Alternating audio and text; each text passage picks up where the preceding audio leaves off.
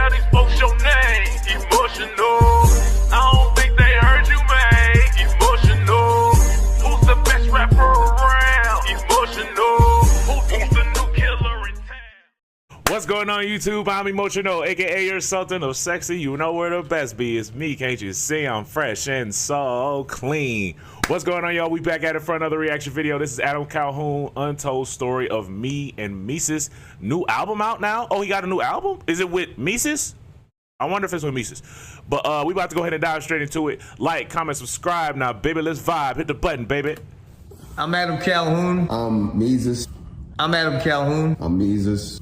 Why are you moving? What's up, guys? I'm Adam Calhoun. And I'm Mesus. And we just dropped right now, today. Go pre-order our album, Pale Horse. What you guys are about to watch is a story that has not been told. Me and Chuck have known each other since we were kids. Hope you enjoy it. And go pre-order the album. Oh yeah, everyone that pre-orders the album, what do they get? They get a bonus song that did not make the album because we wanted it. You're not a good rapper. We wanted No, it. you're not. Just say that. Guys, if you want to pre-order the album, you're gonna get it's never gonna be released ever. Only you will have it. It'll get sent to your email. In the comments, we'll show you how to do it. If you pre-order the album, go to the comments and it'll show you how to get your song. Love you guys.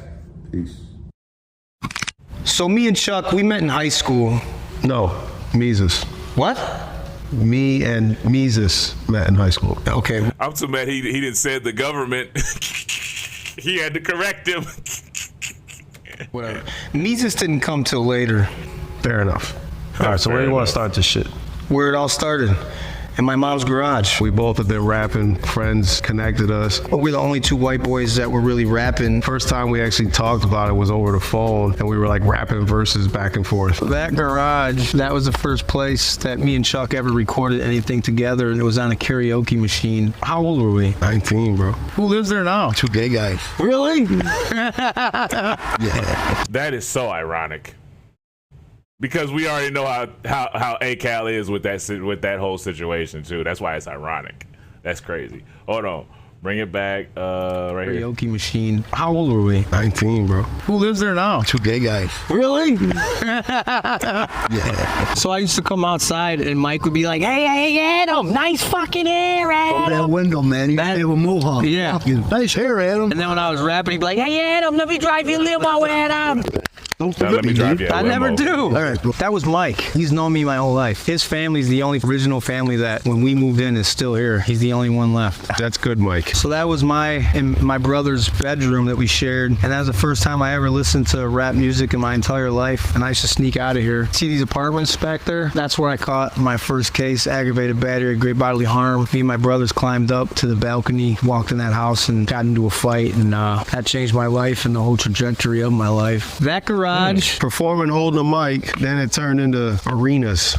That's where it all started. We went from recording on a karaoke machine to recording in a closet, but it was a little better quality, and we actually had beats that people were making from scratch. We felt like we made it. It was crazy. Like, just that alone felt like, you know, such a huge jump. And we started recording songs quick, too. So we're standing right now, what used to be one of the projects on the hill. They call it the Hill in Joliet. As you can see now, they tore it down, and it's just what's left of this. And this was wild. There was only one way in and one way out, and 20-something years ago, all there was dropping bodies up here. It was not a place you wanted to be, but this is the first time we ever recorded was up here on the hill in Joliet, recorded something professionally. It's a trip seeing it look like this, because it was definitely not. What is that in the background? Because I'm hearing like some kind of like sound or like a sound. I'm like, I know I ain't tripping. I heard it like 3 times. I ignored it the first time because I was like, maybe I'm tripping.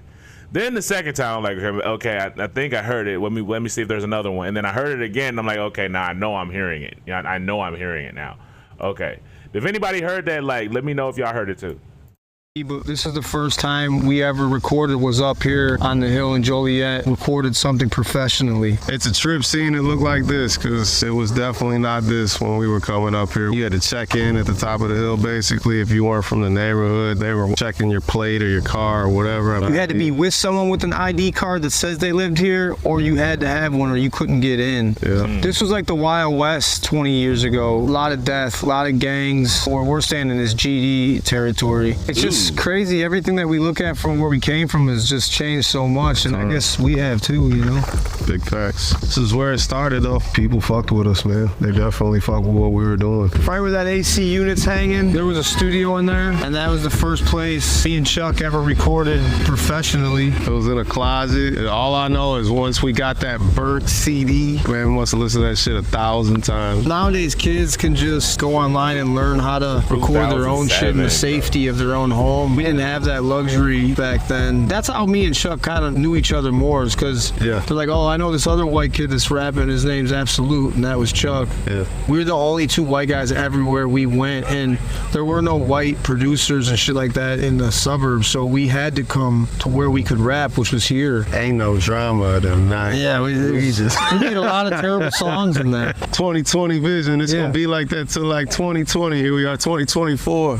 Still doing this shit. A lot of cool memories in here, man. You get used to that culture, and it's like, oh, this isn't scary. This is just normal. This is everyday normal shit. Reality is most of the shit that goes down is like retaliation type shit, and if you ain't involved, you really ain't got shit to Yeah, like we weren't going there on like gangbanging type shit. We were going there on music. And then we went straight from there to this other guy heard about us. His name was Big O. He had like better beats, better production, better studio. We recorded with him. That's when Yancey came in. Yancey was really good friends with O. The connection between the two of them is still present today. You would think they were brothers. They were always connected. That's the first time like we had a taste of any kind of success or feeling successful. How would I explain Adam?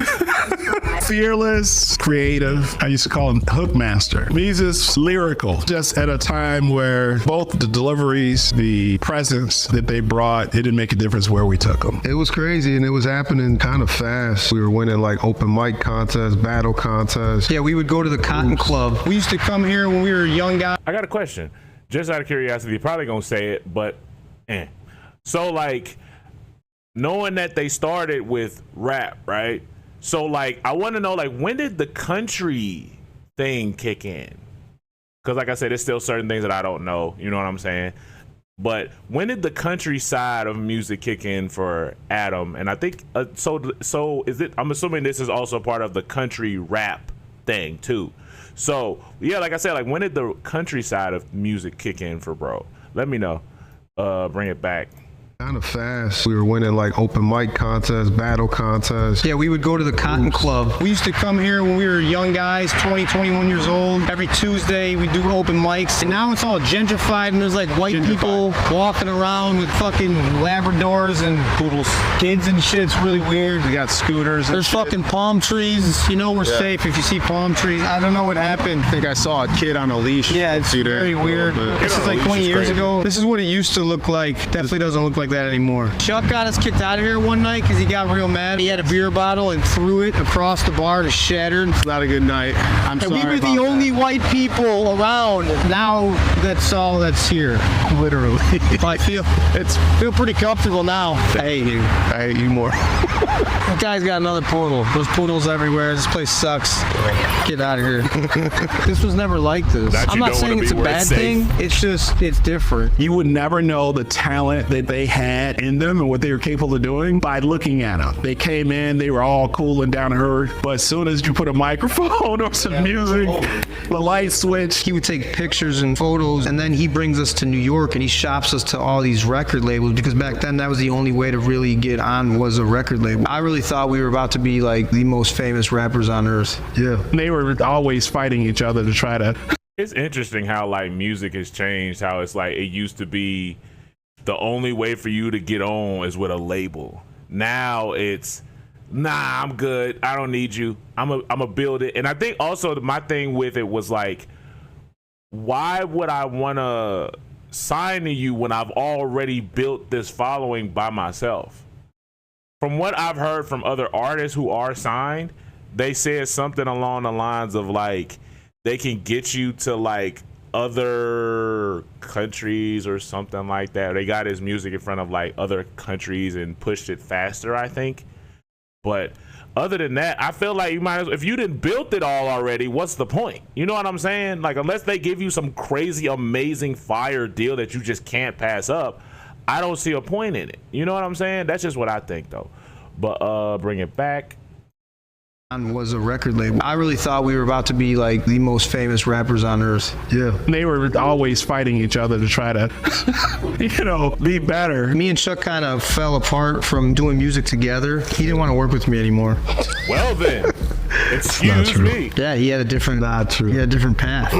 Chuck was just always does his own thing. You can't tell this motherfucker anything. He's just gonna do what he's gonna do. I was going all for it. I bought courtside seats next to Jay-Z to give him my demos and shit. I definitely had no plan B. So I ended up going to California, ended up living in my car. I turned 29 in prison. I turned 30 in prison. And I just forgot about rap. I didn't give a shit about it anymore. I had to dig myself out of this huge hole. I always thought that me and Chuck were gonna make it Together. This project should have been done 20 years ago. This album, on top of two homies that grew up together forever and brothers doing a project together, on top of all the shit that we overcame to even put this project together. Things in life pulled us apart. Prison, homelessness, chasing down dreams, having separate visions of our own. Now it's time to make it happen. That's it. I don't give a fuck if I belong a rapper or not. I'm a rapper. Well, I remember saying that when I was a teenager, I'm a rapper, and you get laughed at. I'm fucking laughing now. Facts. The end. I love you, brother. Likewise, my brother. Likewise, you too. Love you. Likewise. If it's your world, then don't worry about it. Keep the Hold on. girl about it. Don't be so scared about it. Go. Is that on the album? Oh yeah, if that's on the album, yeah, we definitely got to do an album review. But it's interesting seeing how they actually were like close like that, because I didn't know that. I knew of Mesus only because of the Upchurch situation, and that was like that was my first exposure to him. You know what I'm saying? At least that I remember, right? Because we do so many reaction videos over here, it'd be a lot. You never know who's coming across your desk half the time unless you see them repetitively. But it's kind of like the thought. I still don't like the whole like people saying certain people don't belong in rap. I just don't like that. I still will never tell somebody, hey, you don't belong in rap because of whatever reason. You know what I'm saying? I still feel like if you could come in and do your thing, do your thing. You know what I'm saying? Like, that's my thing. My thing is like, if you're dope, you're dope. If you're not, you're not. It is what it is. And then even if you're not, you can still improve if you really want to. You get what I mean? But I like the fact that they both really like overcame everything, like from, like you said, the homelessness, prison, just so on and so forth. And it's like it's a really inspiring situation. It's a really inspiring story. You know what I'm saying? Being able to overcome like all of that. Because like it's a lot of people that go to prison and don't come back, or it's a lot of people who are homeless and don't come out of it. But the fact that bro was willing to buy courtside seats just to hand somebody a CD or your music, that's dedication.